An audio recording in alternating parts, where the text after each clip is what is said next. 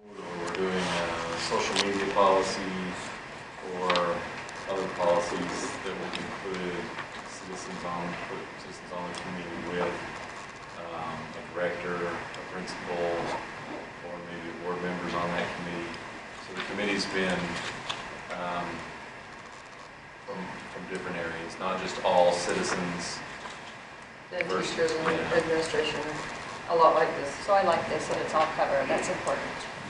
So we do a dress code policy, we probably got about 15, 20. And then they brought the recommendation back to the board, and then the board made the final decision. So does the citizen committee include the board, or they just then bring the recommendation to the board? Yeah, this is, okay, what I have found that has worked really well with the use of a citizens committee is that you would have them review all of the applications, and there would not be any board members on that committee. And the citizens committee would be the first ones who see the applications, even before the board does. And that you would have that committee go through and read the applications, and then that they would use an instrument that we have for evaluating those and scoring those candidates. Now, lots of questions that come up, but I would have that, where in some cases it's been anonymous, so the citizens committee, they just rank each candidate and that they turn in that instrument. Others where the board has said, no, we want people to sign it, and so people have signed the evaluation instrument. I don't know that it makes a whole lot of difference in my opinion, but that's what different boards have done that way, how they have felt about that.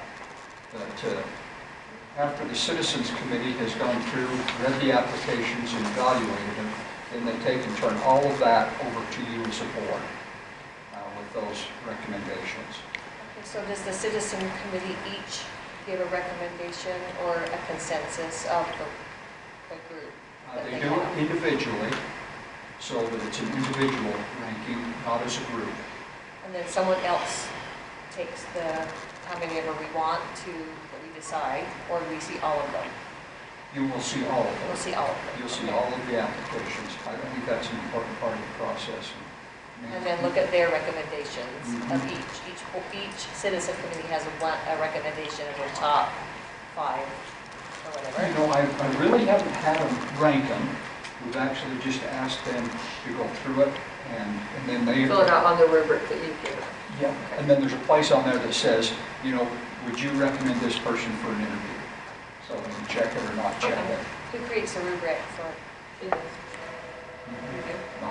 There's actually one in here that's for you to be able to look at. About all the things we're going to talk about, you'll find is in this binder here. There will be some additional things that we can send to you if you'd like more, a different sample of that rubric. So that would be a little bit of what the Citizens Committee would do. They would go through it to that point, turn it over to you as a board, and you as a board would look at those, make a decision on who you're going to interview, and then of course then make the final decision. But I think that has worked pretty well. Those people, I think you get some great input. I know we spend a lot of time in the Jordan School District going through that process with their Citizens Committee, and basically when it got to the end of it, the Board of Education just said, you know what, let's just see what the Citizens Committee had to say, took all of that information. They looked at them, but they didn't go through and rank them. They just took what the Citizens Committee had to say, and that's who they interviewed. How many potentially, I guess it depends on the candidates but what do most of them, how many do most of them interview? I would suggest you probably interview 5 people. I wouldn't interview any more than 5. I would make sure on that list, any of your in-house candidates, I would make sure that they had an interview. And I think that that's an important part of the process, is interviewing those folks. And if you need to, I'd expand it to 6 to do that. Just a quick story on that. Up in the Weaver School District a number of years ago, then they said to me, they said, hey, we're just going to interview 5 people, and, not sure that we're going to hire anybody that's in-house, so we want to look all over for candidates. Well, anyhow, one of the people that they extended that interview to that was in-house ended up being the superintendent. And it was because the board, in that large of a district, really didn't know a lot of their people, or didn't know them that well. And so when it came time to the interview, they found out, boy, they've been in the shadow of Superintendent Shoemaker for a long time, and you may not know just how great they really are. And so, you know what, I'm a real believer in that. I think that's supported by Jim Collins in his book, Good to Great, and saying, you know what, lots of times, we raise our own, and we grow our own people, and we've got great people inside. And so I would say, hey, if you've got some people that have taken the time to apply for the position, I would interview them. Because you just, even though you might have a real sleeping giant, and you may have some that are giants anyhow and aren't sleeping, so you can have both. But I think interviewing them, I think is just a great thing to do as a board in the process of looking for somebody to fill this position. So, well, okay, talked a lot there about the Citizens Committee. Tell me what your thoughts are. Is that the direction you'd like to go, or? Where's the rubric? So we can kind of go over that and see. Okay. Let me just see which tab it's under. Let's see, 5 or 6 here.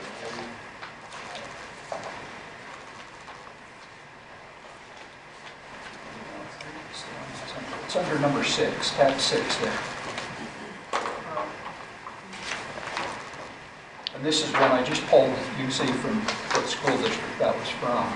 And anyhow, each of those dimensions that are there are ones that align with what you as a board, and we'll talk about that in just a minute, the qualifications that you're looking for. And so that would change and would align with whatever you identify with the qualifications that you're looking for. That was my question. I wondered if we got to create that's Yeah, so they would totally align there. Yeah. Okay.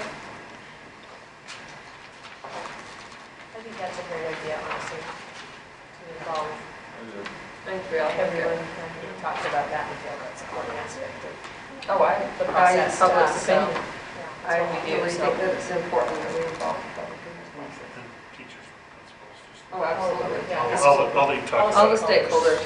Yeah. Thank you. That'd be great. Okay. All right. A little more tallying for you or whatever, but after you get paid, that works. Yeah. Okay. Well, then the next thing that we need to talk about, and that would be as far as the qualifications are concerned, and that we need to put together a list of qualifications that you would like to see in this new superintendent. So we have an instrument here to be able to use evaluating those candidates either for the Citizens Committee or you as a board in making that final decision that you're going to be weighing against those qualifications that we put together. So here's just a suggestion of what you may want to consider as far as collecting those qualifications. We've done this a number of different ways, but it's something we need to get moving on really quick on this as well. It depends on your district and how you're structured here, but one of the things that we have done is that we have actually asked each of the community councils to send us some ideas. Send them here to you, probably to Keith again or to Superintendent Shoemaker.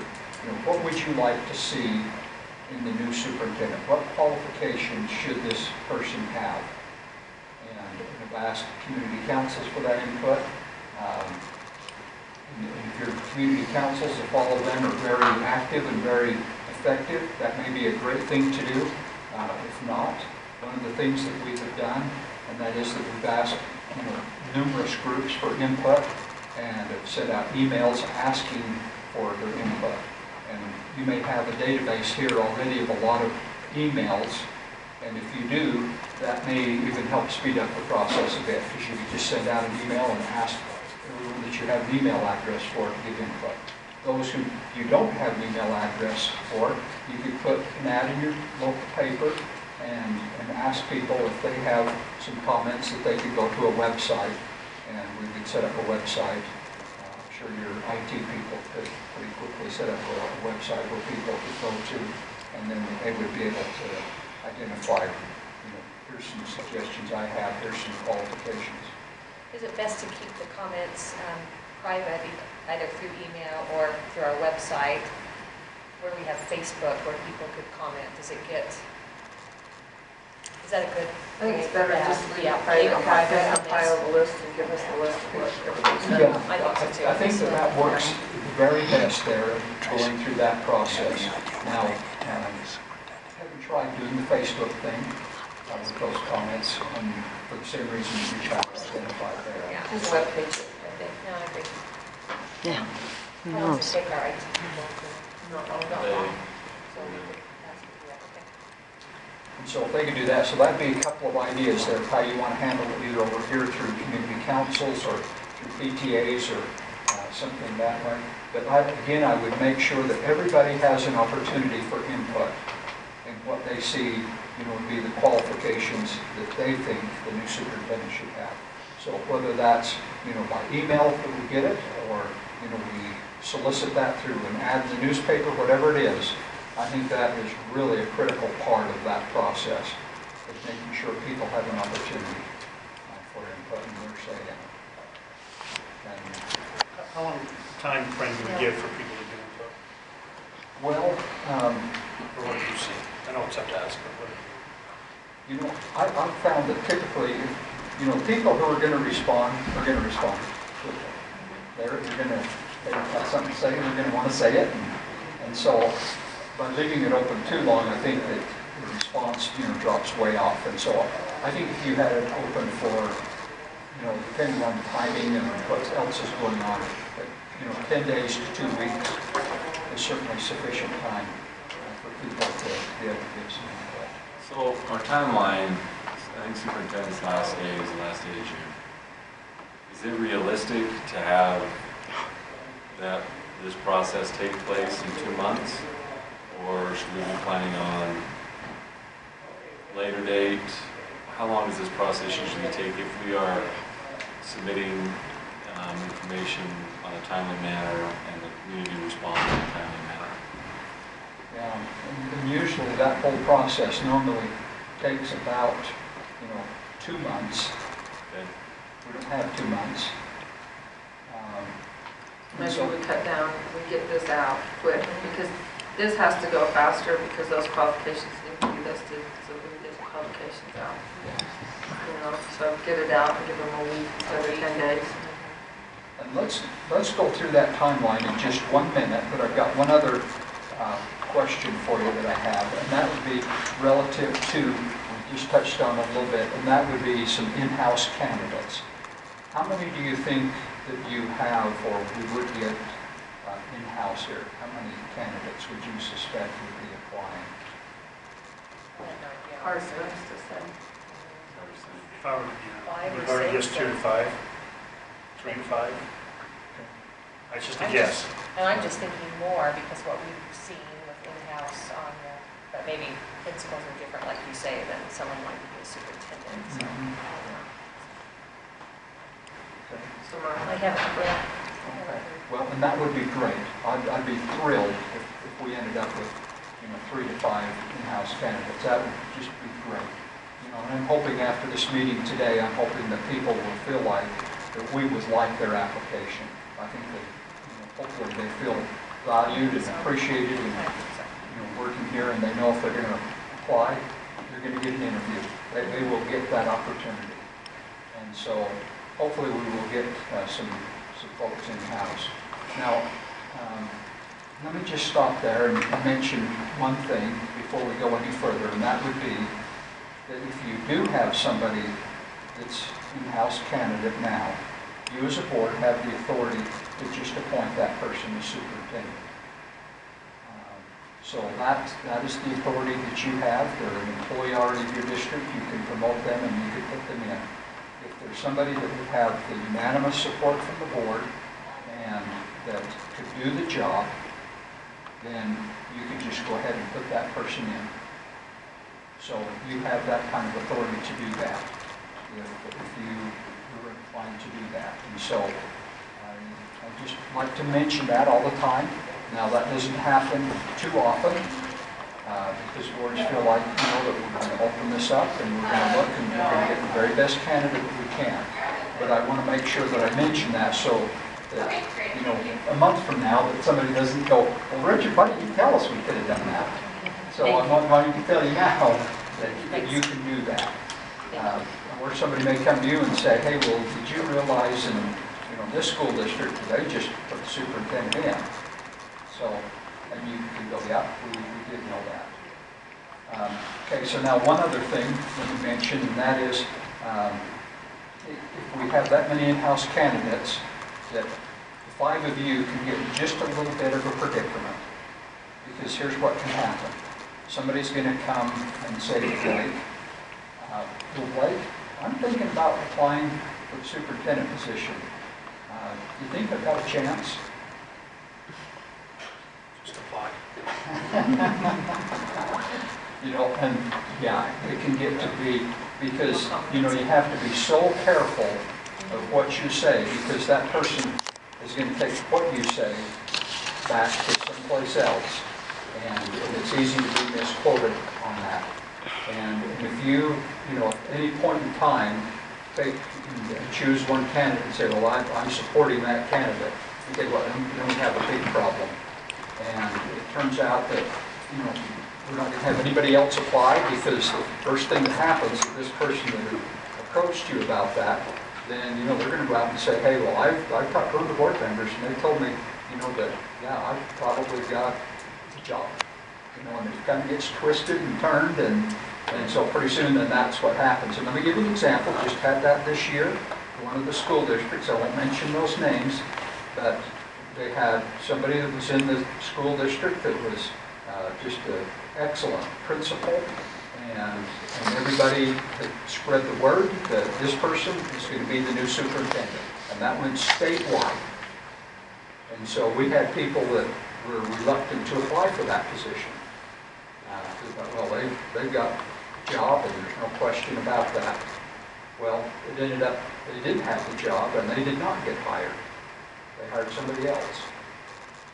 And so, the way to stay out of trouble there that I have found is this is kind of the safe answer. And I think it's if the newspaper calls you, or radio, or whoever, or somebody approaches you personally, I think the best answer that you can give is, this board is committed to find the very best person we can, whether they're in the district or out of the district, but we're committed to find the very best person we can for this position.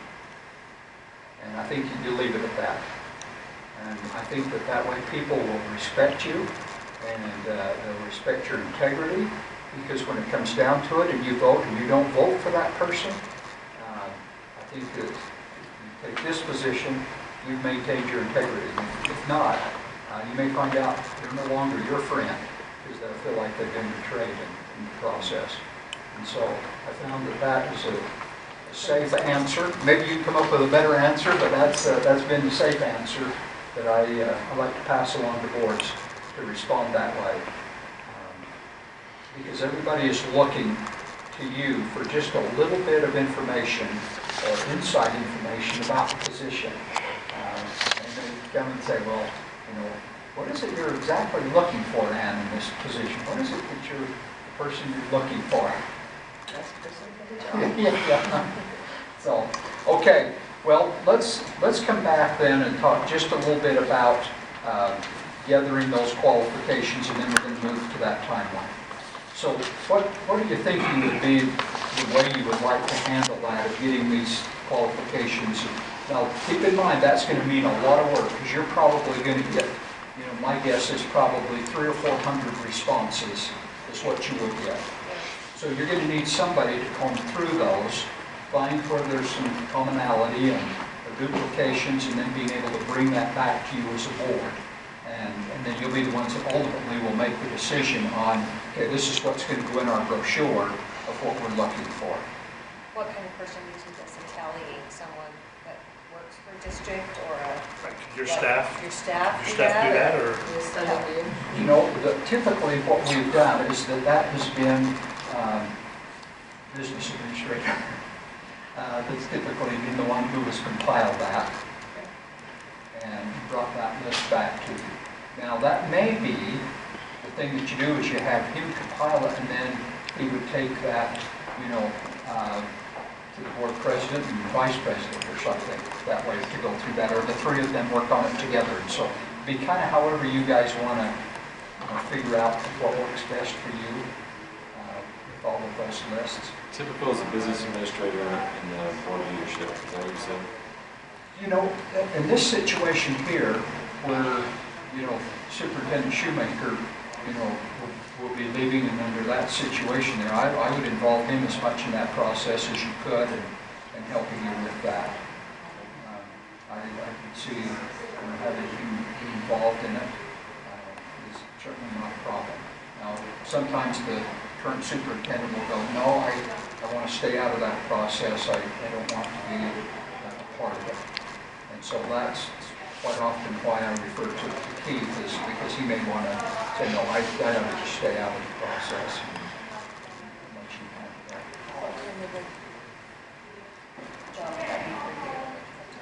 Are you willing to accept that? I don't know how many responses you're going to get. Part of my concern, Yeah. I have all the confidence Keith, it's just we're We're in the middle of the budget right budget now. time, Yeah. preparing the It budget. is a busy time. of It's a year. really busy Yeah. time for him. Would that be something that maybe a Kansas and Millington can help with? What's your thought? Yeah. No, I'm good with that. The thing that you may want to do, and that's where you as a board, you're the ones who would need to make the final decision on those qualifications. I think it would be important for, 5 of you to be involved in that process. And I think that could be helpful for you in being able to go, oh yeah, that's great, and let's take this to the board and get that list circulated. And so the way that typically can happen is once that list is narrowed down a little bit because of duplications and so forth, then we've circulated that to the 5 board members, and then ask the board members to rank their top 5. Go through and pick that out, and then it just is a matter of service from a numerical standpoint. Sure. What the ones that are most important. So, okay. I think we've kind of covered most of the big items now. So let's look at that schedule. I think that's under tab 2. If you would go to there, that's the timeline. And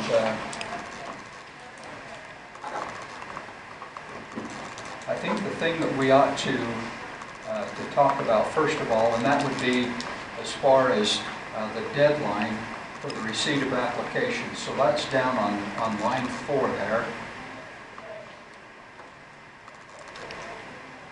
So that's going to be, I think, an important factor in the whole process here of what we're saying, okay, this is the deadline. And that's going to drive how fast and how quickly, that your folks get the information to us and we get taken care of that. Well, I think if we look down to the second to the last thing, appointment and announcement from the superintendent. Takes like a month. We would like to. I'm just looking at these brochures, it takes a month from whenever we set that date. But don't we want to, do you want to have any, we talked about that. I was just assuming the new one would step in, the Superintendent Shoemaker. That would be ideal. So, we kind of would work backwards from there, would be my thought. I think what he's saying though is we don't have enough time right now to have that done by the last day of June. That would be too much of a time crunch, right? I think it's going to make it really difficult. And, and I think that we can certainly could have, do whatever you'd like to do to get it done. And we'll help you in any way we can of making sure that he's available to help you if you need some time to go beyond. Another week or two. I think it depends on the board what our time frame schedule is to get together and meet, to go over comments, to set the. Hard to make it a priority. I personally would like to try to have this accomplished by the end of June, but I think it depends on what our time frame Like is you to say. meet and get the qualifications out. We have to have the qualifications out according to this timeline, at least. Soon. It's a month from the time that we get the qualifications out, allow applications to come in, screen the applications, get to the point where we can interview. I just, It is a time, I don't want to. I just don't want- limit ourselves either. I don't want the date, the application period to be messed with. That needs to I be agree. standard or however long. we Which is normally how long- know. It needs What to is be done normal? by June. What is It normal? needs to be done by, these are all 30 days. These are all, Yeah, we- How- deadline of applications would be, so if we want it done by July 1st, it's got to be in by, you know, So how long June do they have, 1st, how so long, that we can how do you announce it open by it? July 1st. How long do you open? Does You it know, say- we had like to have a month, but we certainly could shorten that up to 3 weeks. And I wouldn't make it any shorter than 3 weeks to make sure that we keep things in line as much as we can. After we close the applications, then I think that you ought to give the citizens probably a week, is what I'd like to see there. To give them plenty of opportunity to Windows read that they're those. scoring done. Yeah. Sure. And then after that, I think that you probably are going to need another week for you as a board, then to make the decision of who you're going to interview, and then that would give people that much notice. So as soon as they're through with it, as a citizens committee, you need to make a decision real quickly who you're going to interview, and then you get those scheduled. Right. Typically, we'd like to see about a week there from the time you call them and have them come in. Right, give them a heads up so they can get here